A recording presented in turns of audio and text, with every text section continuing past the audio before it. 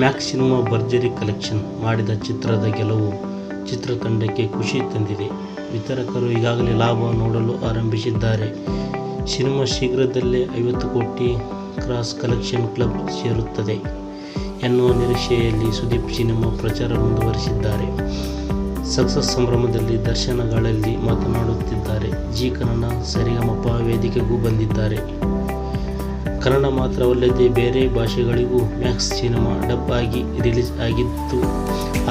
ಆದರೆ ತಮಿಳು, ತೆಲುಗಿನಲ್ಲಿ ದರ್ಬಾರು ಸ್ವಲ್ಪ ಕಡಿಮೆಯಾಗಿದ್ದು, ಆದರೂ ಚೆನ್ನೈನಲ್ಲಿ ವೀಕೆಂಡ್ ಒಳ್ಳೆ ರಿಸಲ್ಟ್ ಸಿಕ್ಕಿದೆ. 2 ಶೋ ಫಾಸ್ಟ್ ಫಿಲ್ಲಿಂಗ್ ನಡೆದಿದೆ. ಹೈದರಾಬಾದ್ ಮಲ್ಟಿಪ್ಲೆಕ್ಸ್ಗಳಲ್ಲಿ ಕೂಡ ಸಿನಿಮಾ ಪ್ರದರ್ಶನ ಮುಂದುವರಿದಿದೆ. ಕರ್ನಾಟಕದಲ್ಲಿ ಮ್ಯಾಕ್ಸ್ ಆರ್ಭಟ ಹೇಗಿಲ್ಲದೆ ಸಾಗಿದೆ. ಶುಕ್ರವಾರಕ್ಕೆ ಹೋಲಿಸಿದರೆ ಶನಿವಾರ ಮ್ಯಾಕ್ಸ್ ಕಲೆಕ್ಷನ್ ಡಬಲ್ ಆಗಿದೆ. ವರದಿ ಪ್ರಕಾರ ಮ್ಯಾಕ್ಸ್ 11 ದಿನದ ನೆಟ್ ಕಲೆಕ್ಷನ್ 40 ಕೋಟಿ ದಾಟಿದೆ. ಶುಕ್ರವಾರ 1 ಕೋಟಿ ಗಳಿಸಿದ ಸಿನಿಮಾ ಶನಿವಾರ ಅಂದಾಜು 2 ಕೋಟಿ ಬಾಚಿರುವ ಲೆಕ್ಕಾಚಾರ ಇದೆ. ಒಟ್ಟು 40 ಕೋಟಿ ಕಲೆಕ್ಷನ್ ಮಾಡಿರುವುದಾಗಿ ಹೇಳಲಾಗಿದೆ. ಭಾನುವಾರ ಸಹಜವಾಗಿಯೇ ರಜೆ ಇರುವುದರಿಂದ ದೊಡ್ಡ ಮೊತ್ತದ ಕಲೆಕ್ಷನ್ ನಿರೀಕ್ಷೆ ಮಾಡಲಾಗುತ್ತಿದೆ.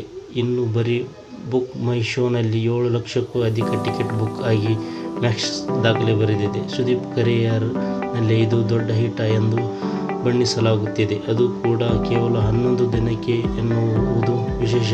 ವಿಕ್ರಾಂತ್ ರೋಣ ಚೆನ್ನಾಗಿ ಕಲೆಕ್ಷನ್ ಮಾಡಿದ್ದರೂ ಆ ಚಿತ್ರದ ಬಜೆಟ್ ಹೆಚ್ಚಾಗಿತ್ತು. ಮ್ಯಾಕ್ಸ್ ಚಿತ್ರದ 11 ದಿನದ ಗ್ರಾಸ್ ಕಲೆಕ್ಷನ್ 43 ಕೋಟಿ ದಾಟಿದೆ ಎಂದು ಬಾಕ್ಸ್ ಆಫೀಸ್ ಪಂಡಿತರು ಲೆಕ್ಕ ಹಾಕಿದ್ದಾರೆ.